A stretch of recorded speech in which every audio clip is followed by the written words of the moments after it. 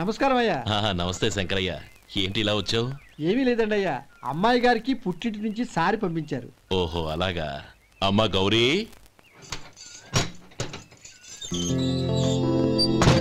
ఏంటి బావగారు పిలిచారు? నమస్కారం అమ్మా. ఏం లేదమ్మా, అయ్యగారు మీకోసం సారి పంపించారు. ఈ లిస్టు ప్రకారం అన్ని సరిగ్గా ఉన్నా లేవో చూసుకోండి.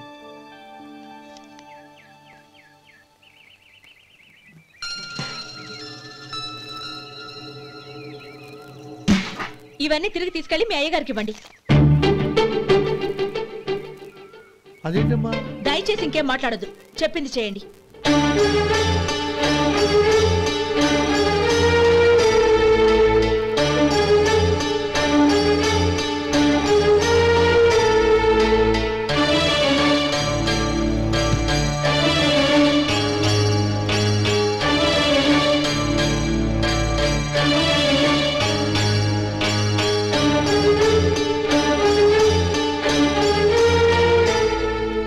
ఏంటి గౌరీ నువ్వు చేసిన పని? మీ నాన్నగారు అంత ప్రేమగా పంపిస్తే తిరిగి పంపించేశావు. ఆయన ఏమనుకుంటారు? ఏమనుకుంటే నాకేంటండి? ఎవరికైనా ఏదైనా పంపించేటప్పుడు వాళ్ళ స్టేటస్ కి తగ్గట్టుగా పంపించాలి. నాకు పంపించాల్సిన వస్తువులు అవి. ఆ మాత్రం ఇంగిత జ్ఞానం లేకుండా పంపితే నేనెందుకు తీసుకోవాలి?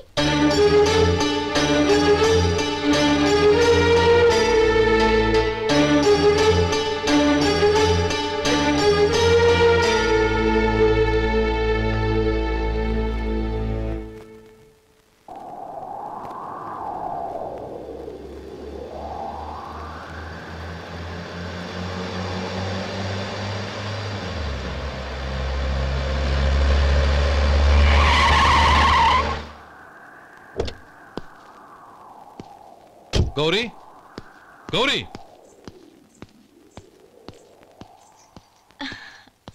రండి నాన్న. ఏంటమ్మా నువ్వు చేసిన పని? నేనేం చేశాను? ఇంకా ఏం చేయాలమ్మా? నేను ప్రేమగా సారి పంపిస్తే తిరిగి పంపించేస్తావా? నీకు పంపిన వాటిలో ఏమైనా తక్కువ ఉంటే నాకు చెప్పాలి కానీ అలా తిరిగి పంపించేయటం ఏంటి? ఏదీ తక్కువ కాలేదు నాన్న, కావాల్సినవన్నీ ఉన్నాయి. కానీ ఉండకూడదు కూడా ఒకటి ఉంది. ఏంటమ్మా అది? ప్రతి వస్తువు మీద నా పేరు. అందులో తప్పేముంది? నాన్న, ఎప్పుడైతే నేను ఇంట్లో కోడలిగా అడుగు పెట్టానో అప్పుడే వీళ్లలో ఓ మనిషిని అయిపోయాను.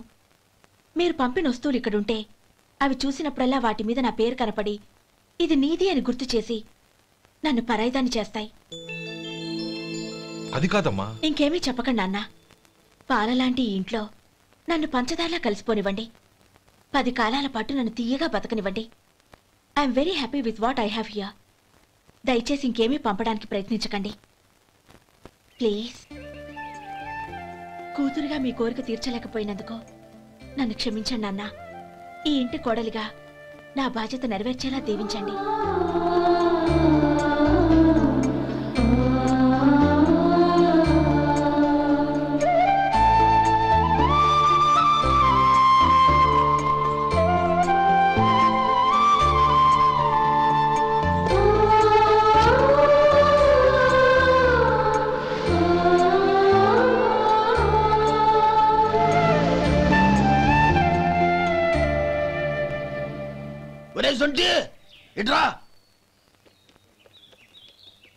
ఏంటండి?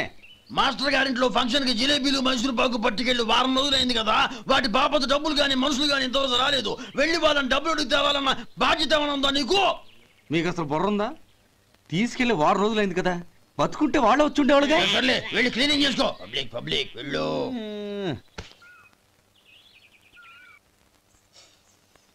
మా అమ్మగారు నన్ను ఆశీర్వదించండి. అయ్యో ఏమిటమ్మా ఇది?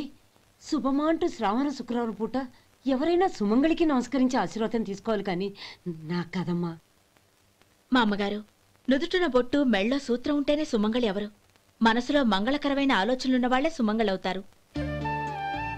3 తరాలు చూసిన మీకంటే సుమంగళ ఎవరుంటారు చెప్పండి? మీరొక్కసారి నన్ను దీవిస్తే 100 ఏళ్లు నేను పసుపు కుంకాలతో చల్లగా ఉంటాను. నన్ను ఆశీర్వదించండి.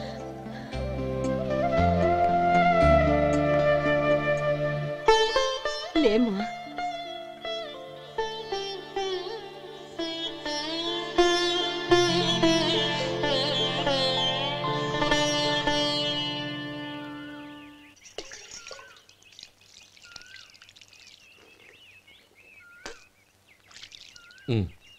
తుడుచుకోండి.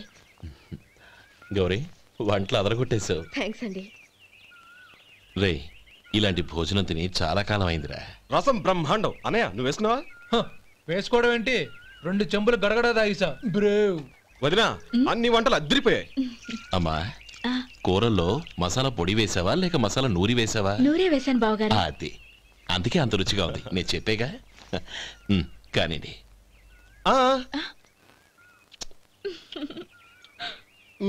ఇప్పుడు పోయి వదినా.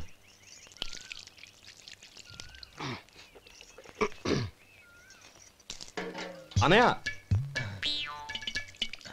ఏమండి మరిది గారు, నా వంట గురించి మీరేం చెప్పలేదే? దోసకాయ పచ్చడి చాలా బాగుందండి. తన్ని నన్ని తానని నన్ని. థ్యాంక్స్ వదినా. తీసుకోండి.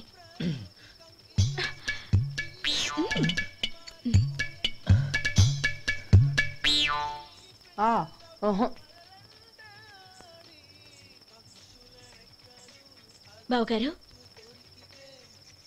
తీసుకోండి. అమ్మా నన్ను క్షమించమ్మా. అవే మాటలు బావగారు. పై కనకపోయినా నీ గురించి మనసులో అనుకున్నానమ్మా. అది తప్పేగా. ఆ రోజు పెళ్లి జరిగిన తర్వాత నువ్వు మీ నాన్నగారు మాట్లాడుకోవడం నేను విన్నానమ్మా. నువ్వెక్కడ నా తమ్ముడిని నా నుంచి దూరం చేసేస్తావోనని భయపడ్డాను. కానీ నిన్న నువ్వు మీ నాన్నగారికి ఇచ్చిన సమాధానం విన్నాక నా మనసు కుదుటపడింది. నేనెక్కడ కష్టపడిపోతానోనని మా నాన్నగారి భయం. డబ్బుంటే కష్టాలేవి దగ్గరికి రావని నమ్ముతారాయన. అసలు అవసరానికి మించిన డబ్బే అన్ని అనర్థాలకు కారణమని మా నాన్నగారు ఇంకా తెలుసుకోలేదు. ఆయన తృప్తి కోసం ఆ రోజు నేను సరే అన్నాను. శభాషమ్మా, చాలా గొప్ప మాట అన్నావు. మేము పాలో నీళ్ళో మాకు తెలియదు గాని నువ్వు మాత్రం పంచదారవేనమ్మా. నువ్వు మా ఇంటి కోడలిగా రావడం నిజంగా మా అందరి అదృష్టం. నిజమమ్మా. ఆ అదృష్టం మీది కాదు బావగారు, నాది. నేనెక్కడ బాధపడతానోనని నేను చేసిన రుచి పచిలేని కూరల్ని చాలా గొప్పగా ఉన్నాయని పొగిడారే, అది మీ అందరి సంస్కారం. అబ్బే అదేం లేదమ్మా, బానే ఉన్నాయే. ఆవంటే నేను తిన్నాను బావగారు, ఎందులోనూ ఉప్పు లేదు. మీరు సరే, మీ రెండో తమ్ముడు గారు ఇంకో మెట్టు పైకెళ్ళి దోసకాయ పచ్చడి చాలా బాగుందన్నారు. నిజమేగా? అసలు ఈరోజు నేను దోసకాయ పచ్చడే చేయలేదు బావగారు.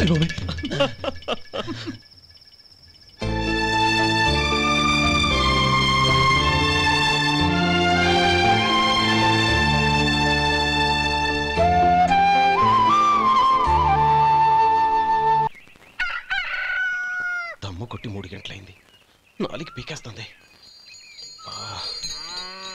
సరే సుబ్బారావు, సాయంత్రం ఇంటి దగ్గర కలుద్దాం. వస్తాను. అలాగే. సుబ్బారావు గారు ఇలా రండి. అవును, నా పేరు మీకెలా తెలుసు? మీ పేరు ఒకటే కాదు, మీ గురించి చాలా తెలుసు. చాలా తెలుసా? ఏంటవి? కంగారు పడకండి.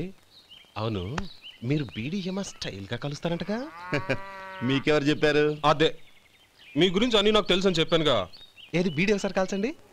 ఏం లేదు బాబు, బీడీ కట్ట ఇలా తీసి దాన్ని ఇలా నలిపి అందులో నుంచి ఒక బీడీ తీసి ఇలా స్టైల్గా. అదేంటి? ఒక చిన్న చేంజ్. ఓ పని చేద్దాం, బీడీ నేను కలుస్తాను, నా స్టైల్ అలా ఉందో మీరు చెప్పండి. అగ్గిపెట్టి ఉందా? లేదు. లేదా? లేదు. అగ్గిపెట్టి కూడా లేకుండా ఎందుకయ్యా బయలుదేరా? పైగా పెద్ద స్టైల్ ఒకటి. వెళ్ళాలా, వెళ్ళి పని చూసుకో. పొద్దున బలింటోడు దొరికడరా బాబు.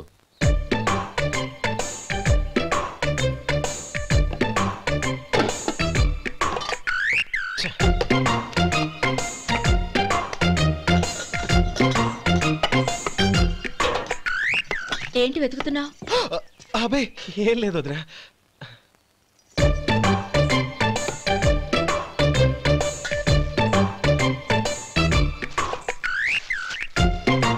నువ్వు వెతికే దీనికోసమేగా. పర్వాలేదు, తీసుకో. తీసుకో. థ్యాంక్ యూ వదినా.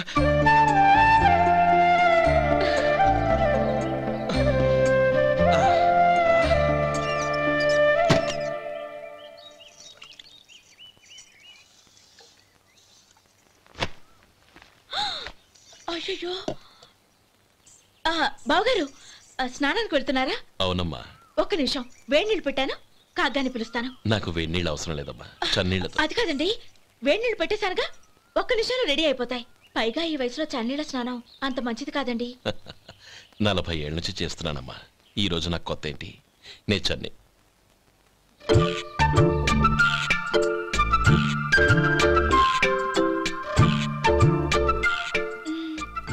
శేఖరవా, దానికి మీరు కాపలా. గొప్ప వదిన, గొప్ప మరిది. బాగుంది. ఏం కాలుస్తున్నాడు? బీడి. బీడి ఎలాగూ కాలుస్తున్నాడని తేలిపోయిందిగా. అడ్డమైనవి కాల్చి ఆరోగ్యం పాడు చేసుకోదని చెప్పు. అవేవో దూది పెట్టిన సిగరెట్లు ఉంటాయంటగా, ఫిల్టర్. అవే వాటిని కాల్చమని చెప్పు. ఇదిగో నేను చెప్పినట్టు చెప్పుకో.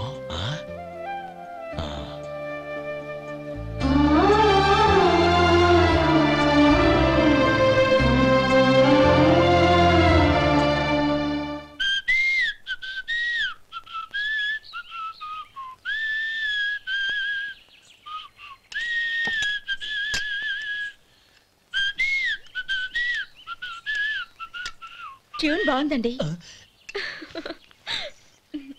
కాఫీ తీసుకోండి. అక్కడ పెట్టండి. నేను ఇస్త్రీ చేస్తాను, మీరు జరగండి. పర్లేదు. అది కాదండి, మీరు వెళ్ళి త్వరగా స్నానం చేసి రెడీ అవ్వండి, ఈలోగా నేను చేసి పెడతాను. పర్లేదండి.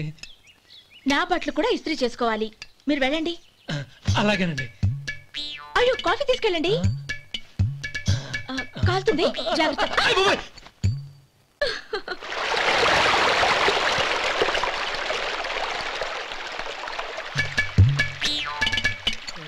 ఏమండి, నా బట్టలు అక్కడనే తీసుకెళ్ళండి. అయ్యో, అదేంటండి, ఆ బట్టలు వేసుకున్న బయటకు వెళ్తారు? అయ్యో, చాలా అసహ్యంగా ఉంటుందే.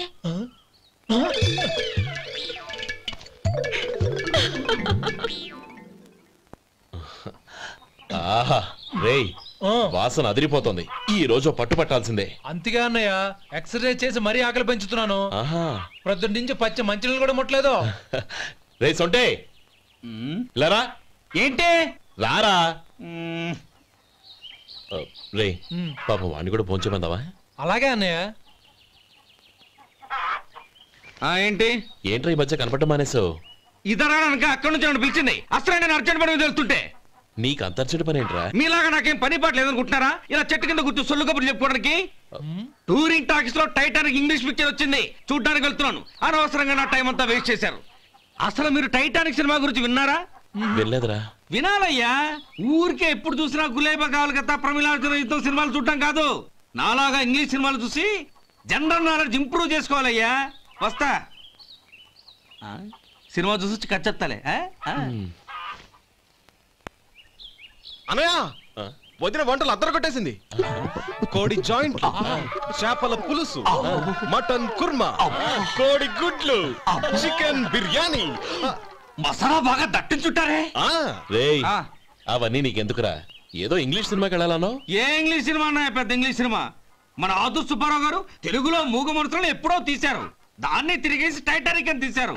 కాకపోతే అందులో గోదావరి, ఇందులో సముద్రం, అందులో పడవ, ఇందులో ఓడ, అంతే. మరేదో జనరల్ నాలెడ్జ్ ఇంప్రూవ్మెంట్ అన్నా? అబ్బే, అది లేని వాళ్ళకు, మనలాంటి వాళ్ళకి ఎందుకు? అంతేనంటావా? భోజనం రెడీ, రండి. వస్తున్నాడు వదరా. చాలమ్మా. వదినా, మీ పిల్ల అందరికీ పన్నీరు చెల్లింది నేనే వదినా. వదినా, వినడానికి ఎంత హాయిగా ఉంది. ఇదిగో ఇంకో చికెన్ పీస్ వేసుకో. ఏ వదినా, మా వదిన బంగారు వదినా.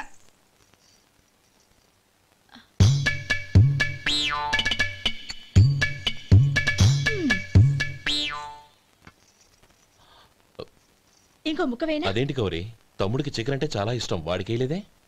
అయ్యయ్యో, ఈయన మీ తమ్ముడా? నాకు తెలీదండి. ఒక్కసారైనా నా మొహం చూసి మాట్లాడాలిగా, ఒక్కసారైనా నా నొదినాన్ని పిలవాలిగా, అప్పుడేగా తన నా మరిదని నాకు తెలిసేది. వాడికి చిన్నప్పటి నుంచి కాస్త సిగ్గెక్కువమ్మా. కాస్త ఎక్కువైతే పర్వాలేదు బావగారు, ఈయనకి మరీ ఎక్కువ.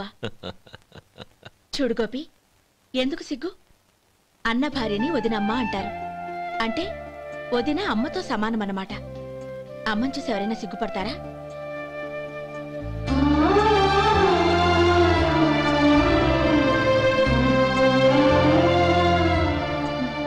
తిను.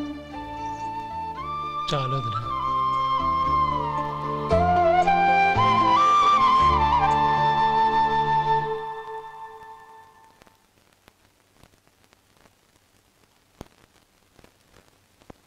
హ్యాపీ బర్త్డే రమ్మనవుడా. హ్యాపీ బర్త్డే అన్నయ్య. పుట్టిన శుభాకాంక్షలు బావగారు.